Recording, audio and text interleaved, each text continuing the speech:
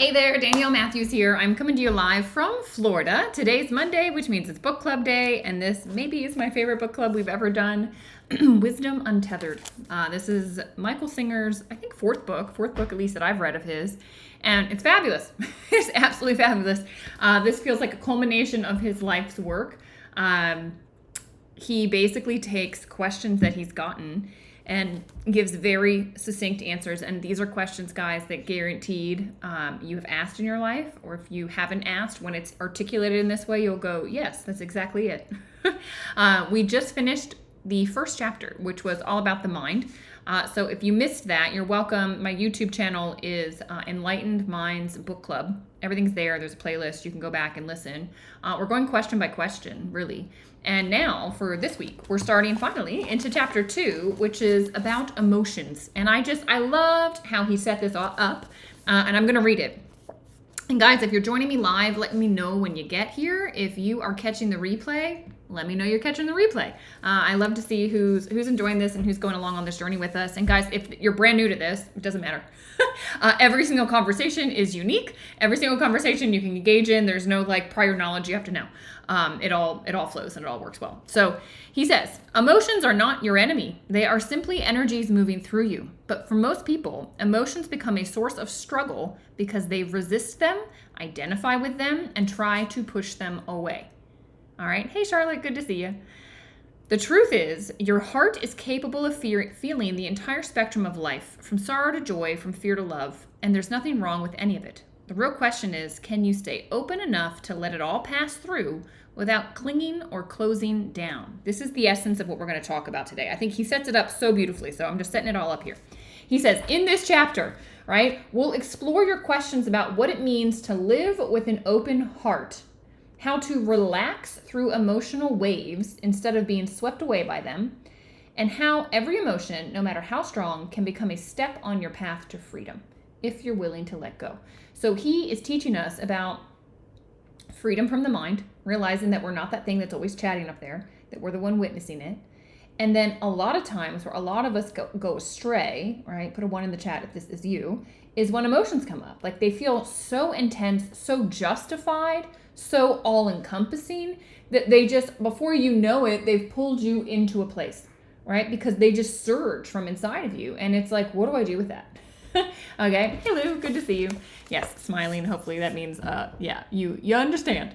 It's certainly relatable. So the very first question in this segment of the book is this: how do I differentiate between suppressing emotions and allowing them to pass through naturally? Because his whole premise is that what you resist will persist. If you are resisting those things that are flowing through you, they're going to continue. What you need to do is learn how to let go. All right. And how to let go doesn't mean suppressing them. Okay. This is the difference. Letting go doesn't mean, okay, bye. Okay, get out of here. Okay, see you later. That's not it. Letting go means allowing it to come up and not attaching to it, not becoming it, right? Witnessing it, having space between you and it, like a disidentification, right? So you can see it pass through. And this is the key.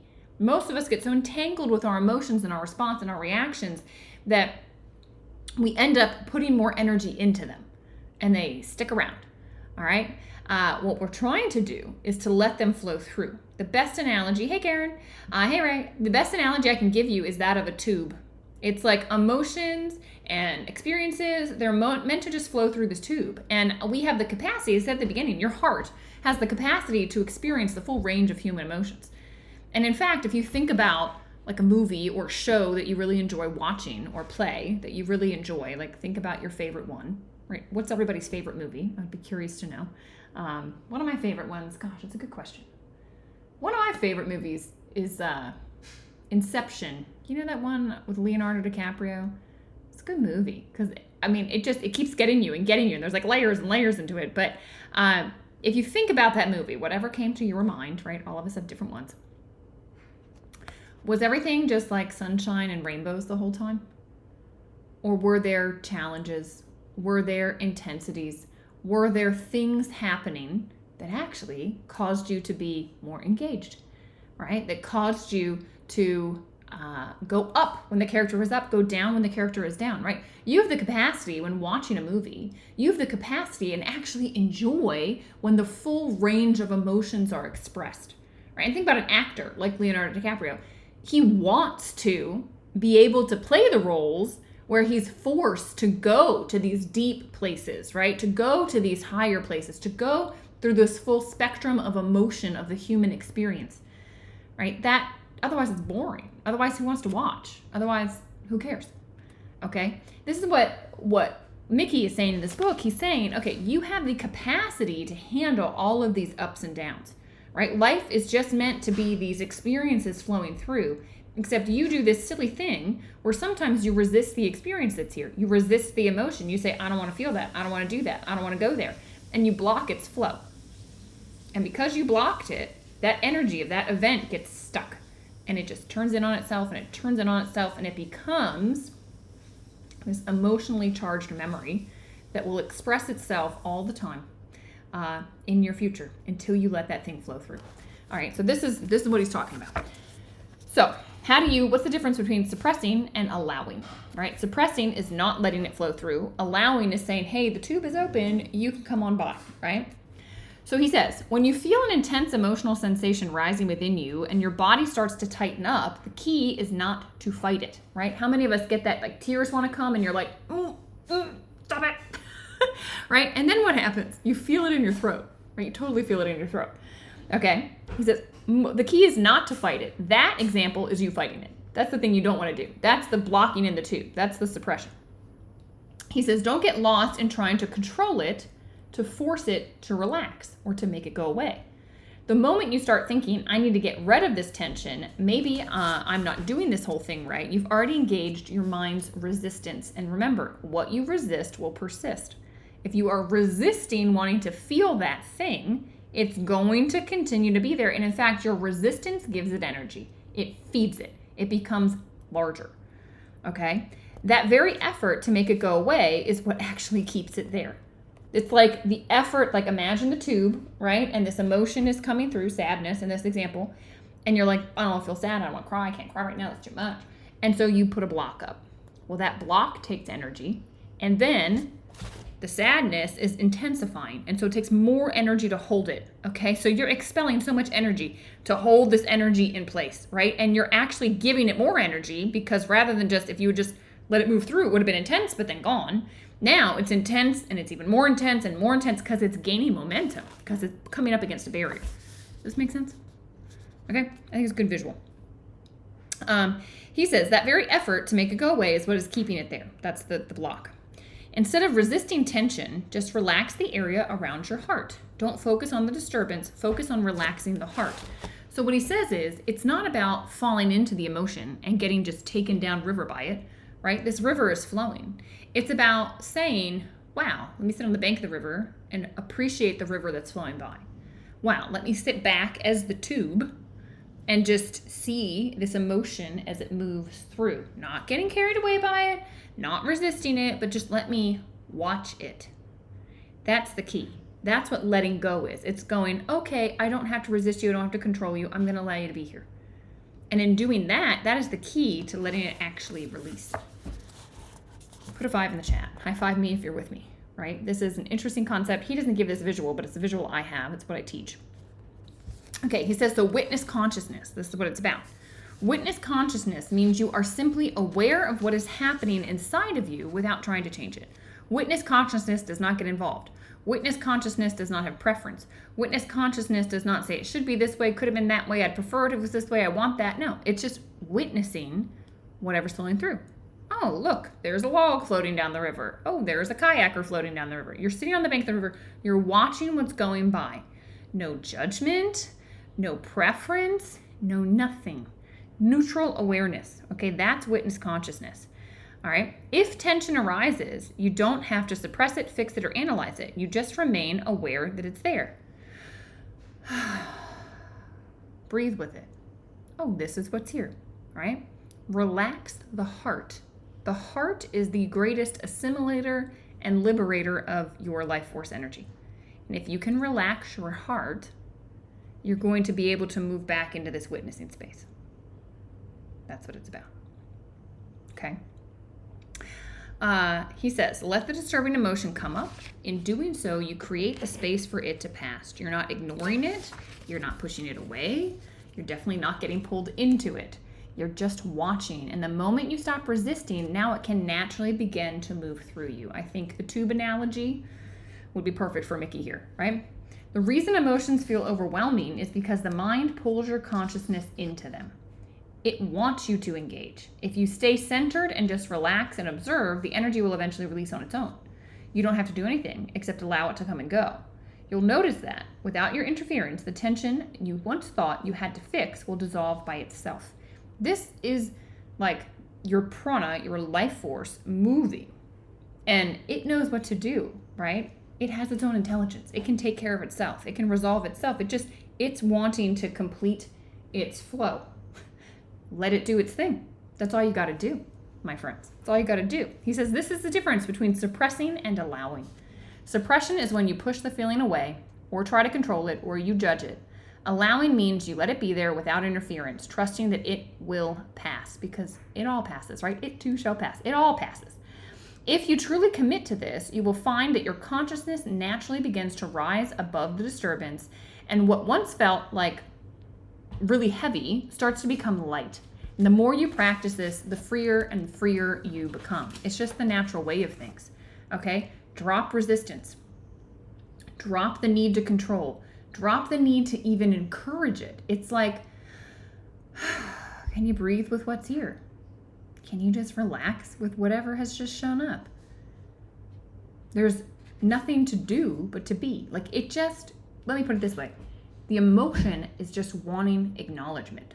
It just wants to be acknowledged. It wants to be the thing that you see in the moment that's moving through the tube because that's the thing that's in there right now, which is how you know it needs to be acknowledged. And that's what it's asking for, and that's all it needs, right, is your acknowledgement. All you need to do is allow it to be there, and then it goes, all right? Not because you encouraged it or told it to or expected to. It can be there as long as it wants. Sometimes it lingers for a little while. That's okay. There's no preference. It's not bad. All right, he says, how do I deal with low-level tension and anxiety? Like, how many of you, put a 2 in the chat, how many of you deal with low-level tension in your body, low-level anxiety? I can feel it in my own body. Just as I started, when I told you all to breathe, I felt my body go, oh, thank you, right? There's just this tension that's there sometimes, this like little bit of anxiety that's there, that's just thinking, worrying, calculating, thinking about the past, worried about the present, right?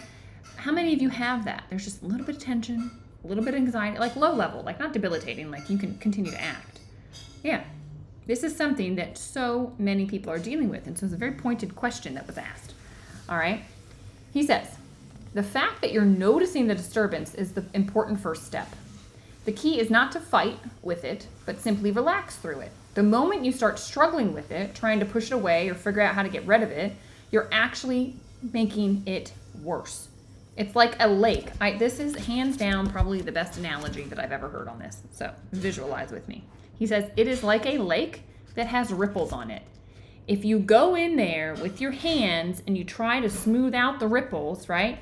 You're trying to force the relaxation, the emotion to go away. You're trying to smooth the ripples out. Anyone that has touched water, what happens? You make more ripples, right?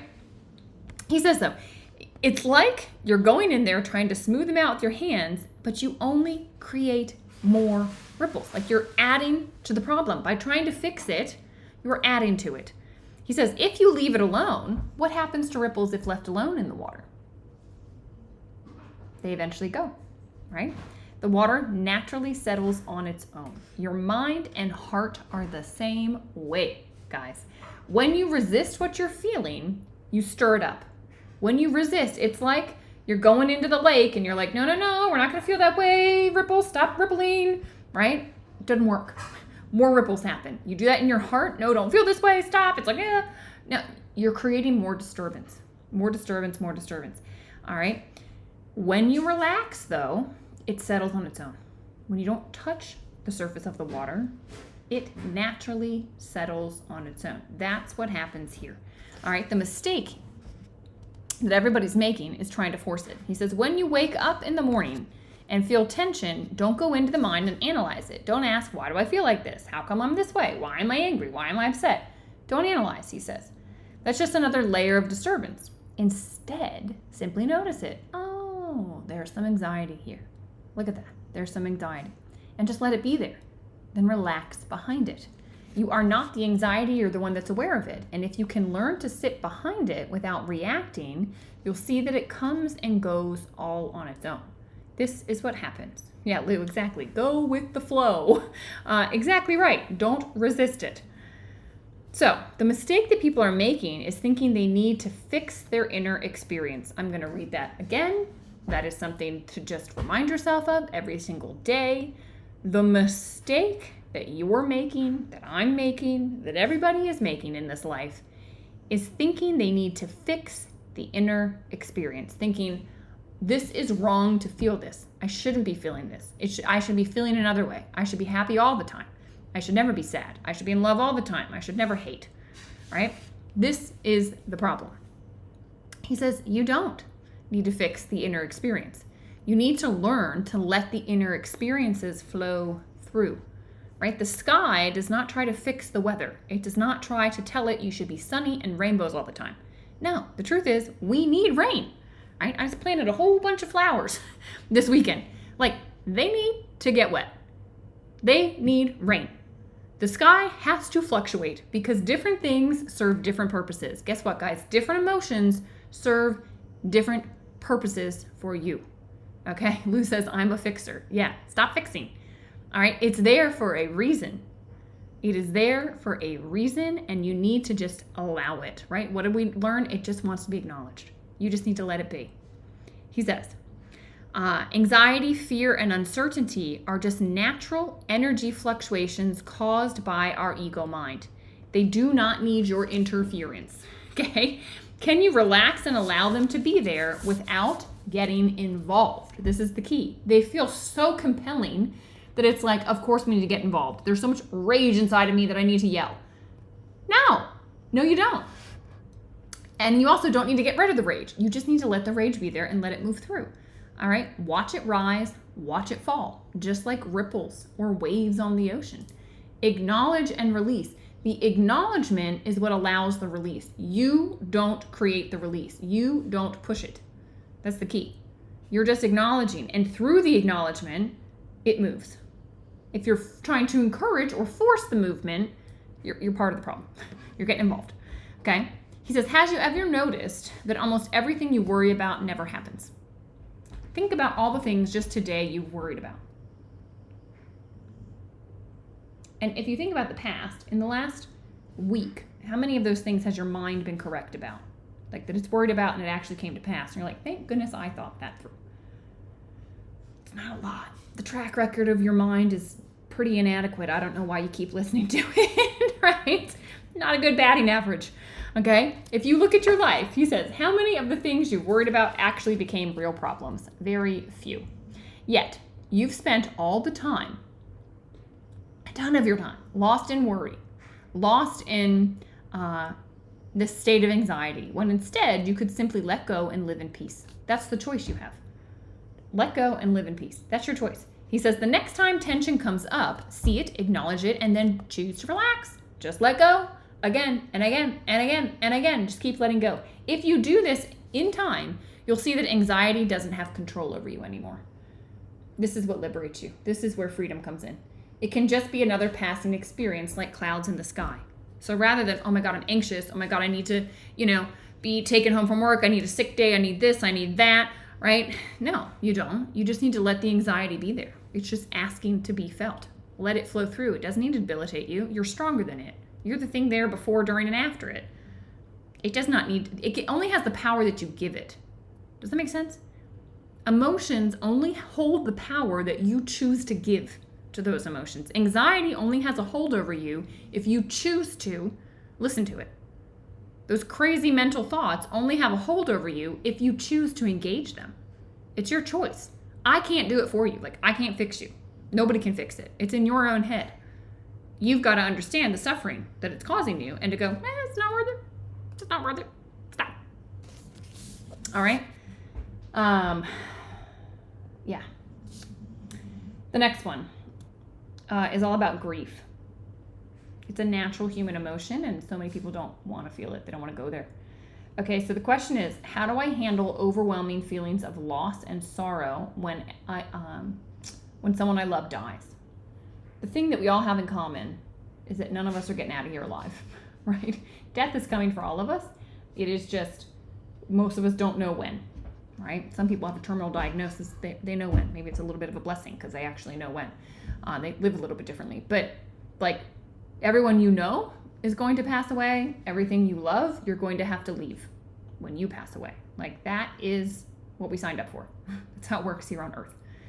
So the reality of that is clear, but when it happens, it's very difficult. And I would say this is part of the range of human experience, like we talked about at the beginning, right? That you have the capacity to feel. And that grief also teaches you so much, because it's like, well, you're grieving so heavily because you love something so dearly that opened your heart so much that your heart hurts so much. It's like this infinite loop. It's beautiful. It's beautiful. So you won't appreciate it if you've never lost. There's a different appreciation that comes when you have experienced loss. Does that make sense? So let's see what Mickey has to say. He says, when you feel flooded with feelings of loss and sorrow, the first thing you need to understand is that there's nothing wrong with those feelings. Exactly right. Like we think, I want all sunshine and rainbows. I don't want sad days. No, you need sad days. Just like my flowers need sun, but they also need rain. Your heart is capable of experiencing the entire spectrum of emotion. Love, loss, joy, sorrow, all of it. The real question is not whether your heart will feel these things. It absolutely will. The question is whether you personally can handle it. Okay? Can you allow yourself to fully experience what your heart is expressing without resisting it or getting lost in it? This is the key. Can you become the tube that this intense grief is moving through? Allow it to move through. Allow the tears to come, the upset to come, the numbness, whatever comes with it. Allow it to be there without getting lost in it and without full-on resisting it, ignoring it, sweeping it under the rug, keeping moving forward, right? If you deny your emotions, they'll just build up for later. He said, your heart is like an orchestra playing all kinds of music. Sometimes it plays beautiful, uplifting symphonies, and sometimes it plays deep, sorrowful funeral marches. Why would you resist any of it? Why not appreciate the fullness of what it means to have a heart that can feel so deeply? That's why you were here. You know, I remember walking with my teacher one time. He was looking at birds. We were here at the local springs, and he was watching all these birds fly around, and he just started laughing, and he said, these birds don't appreciate their freedom. And it's the truth. Some of us here in the United States are so spoiled. We don't appreciate what we have because we've never not had it, right?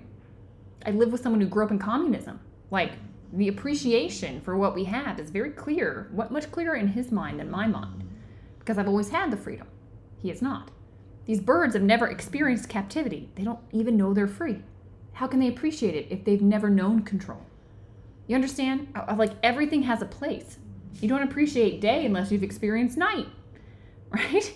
You don't appreciate night unless you've experienced day. I tell you, nighttime in the desert is very nice. You get a relief from the sun.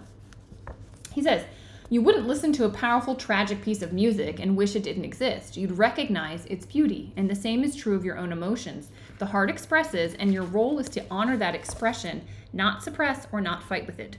Don't resist it as it's flowing through. Let it flow. Let it flow. It's like a dark cloud that eventually passes, and you will have a deeper appreciation for life without the dark cloud because you've experienced life with the dark cloud. Does that make sense? Okay. He says the problem comes when you identify with these emotions so strongly that they paralyze you. You say, I feel so much love it hurts. Why should love ever be a problem? Love's beautiful. Even sorrow is beautiful. It means you care deeply about something. The key is to step back just a little bit to create space between you and the emotion so that you can fully experience them without being consumed by them. Instead of saying, I can't handle this, relax through it. Let the energies of the emotions rise up to you and let them express, and then let them pass. If you resist, you will get stuck. Right, put in here, what you resist persists. If you resist what's coming, you're going to get stuck with it. It's just what happens, okay? He says, if you hold on, they will leave scars. But if you simply allow them to flow through, they will complete their cycle and they will move on. You'll be present in the next moment, and that will be gone. And like we talked about before, you don't need to hold on to the past. It's like spending money on something that has no value. You can't change it. It already happened. All we can do is learn from it or appreciate the experience and move on. He says this is exactly how you handle the death of a loved one. Rather than getting lost in overwhelming feelings, appreciate the depth of love that your heart is capable of. You are grieving this much because you love that deeply. How blessed are you? How blessed are you that you got to appreciate that level of love? He says you don't need to shut down or push away from the sorrow. You need to open up enough to let it move through you. If you do this, your love will lift you and not weigh you down. Right? I said at the beginning, it's like an infinite loop. Grief is linked exactly to the amount of love that your heart was able to feel. And so if you open to the grief, you're also opening to the love. It's one and the same. It's an infinite loop. You need to be open enough to let it move through. If you do this, your love will lift you and not weigh you down because it's linked. Your heart will become a channel for the natural flow of life rather than a place where emotions get trapped. In that openness, you will find a deeper connection, not just to your loved one, but to the very source of love itself. You will realize that love is there no matter what. The more you open your heart, the more you experience the loving presence that's always there. The more you become the witness, the more you are the tube, and you realize the tube is just unconditional, all-allowing love. And the more you open to that, the more you become that, the more you align with that, the more that comes with you moment by moment. And that's the key to life. Learning to live with an open heart is the key to life. Being okay with all the disturbance that moves through, because disturbance always moves through, because you're a tube. The weather every day always changes because it's the weather, but the sky is always there, unconditional, all-allowing, all the time. All right. I think we got time for one more. I think we can do one more question. Question number 4. Should I actually trigger suppressed emotions to release them? This is a good question. So if you're like, okay, there's these things that I know are blocked in there, do I go looking for them? That's an interesting question because this is like some of the work I do with yoga therapy. And here's the thing to note and the nuance here. He says, no, you don't need to actively trigger suppressed emotions to release them. That's not how it works. You don't go hunting for them. He says, you don't go down into the mess and try to dig it up. Life will bring up exactly what needs to be released when it's time. Your job is to not get to go searching for buried pain. Your job is to build the strength and clarity to handle it when it naturally arises. That's what I teach. So all of my students in yoga therapy, what I teach is how to breathe, relax, and allow, and to witness whatever is arising in their body and step back and make space for it. Not get stuck in the story in the head, not get overwhelmed by the feeling, but to step back and make space.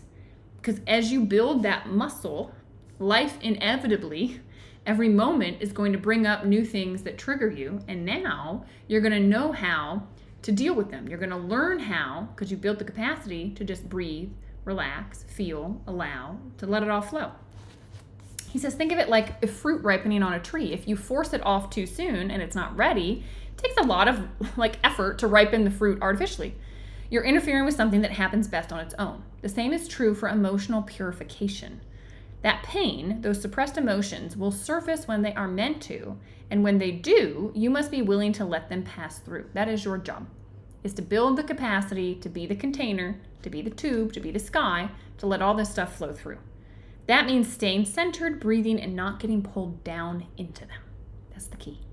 All right? He says the mistake people make is thinking they need to do something with these emotions, like stir them up or force them out. In truth, you're simply watching something inside of you that is trying to release. And if you start engaging with it, you are reinforcing the grip you have on it. All right? Instead, relax. Let it come up when it needs to, and when it does, let it go. The last bit here. You can even talk to the energy that is trying to release. I tell my students all the time, when you feel this thing, like if you feel it in your throat, or wherever you have tension in your body right now, if you say to it, it's okay that you're here. I'm willing to feel you. Breathe, not to push it away or push through, but to make space and invite it to come in. Be curious about what's there. It's a very different relationship with discomfort than we've had in the past. With emotions, and some of these are physical sensations and some are emotions, and you'll start to learn that the physical sensations are always linked to trapped emotions. This is the cycle. All right.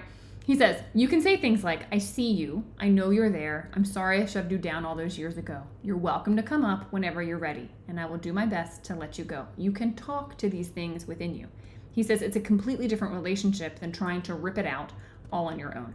That's love, compassion, and surrender. And if you stay with that openness and time, everything will release exactly as it needs to, when it needs to. You know, some people are ready to release things and they just need help. That's what I do with the yoga therapy sessions, is creating the space to learn how to be with these things that need to move through. It's very powerful. All right. All right, guys, that is enough for today. We will continue on. We'll be on question 5, and who knows, maybe we'll complete the chapter next week, but I will look forward to seeing you on Monday. Keep all of these things in mind. I think that lake and the ripples, it's like, what amazing way to visualize this, and stop adding to the ripples. Just let go. Step back, open your heart. It will settle on its own. I promise. All right. Lots of love, guys. I'll see you next week.